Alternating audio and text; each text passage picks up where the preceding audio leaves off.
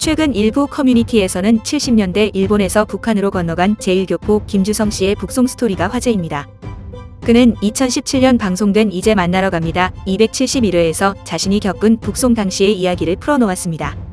그는 1959에서 1984년 진행된 제1교포 북송 사건 때 일본에서 배를 타고 북한으로 건너갔지만 결국 탈북해 현재 한국에서 살고 있는데요. 그는 방송에서 자신이 속아서 북한에 간 케이스라며 북한으로 넘어갈 당시를 회상했습니다. 제1교포 북송 사건은 일본과 북한의 협정으로 제1교포들을 북한에 송환시킨 사건입니다.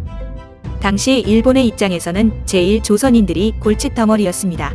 추방하려고 해도 받아주는 나라가 없었고 일본에 있는 동안에는 국제적인 비난을 피하기 위해서라도 먹여 살려야 했기 때문인데요.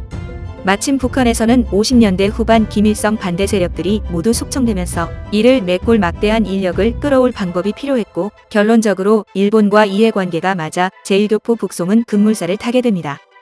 당시 김주성 씨가 일본에서 다니던 학교가 우리 학교였는데 이곳은 제1조선인 1세들이 설립한 학교로 1950년대 이후 조총련과 북한이 지원하던 곳이었습니다.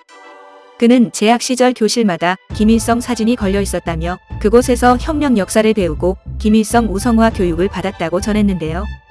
또한 당시 일본이 퍼뜨린 북송 홍보에 의하면 북한은 사회주의 국가이기 때문에 무상의료와 무상교육이 보장된다는 말에 마음이 동했다고 털어놓았습니다. 당시 일본에서 제1조선인들은 상상도 못할 차별을 받고 있었기 때문에 오히려 부푼 꿈을 안고 북한행을 결정했다고 하는데요.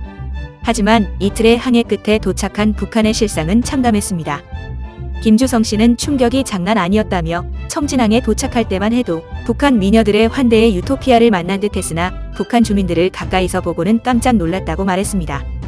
실제로 환영 인파를 본 제1교포 북송자들과 청진항에서 그들을 맞이한 북한 당국자들은 양쪽 다 서로의 모습에 침묵하고 말았습니다.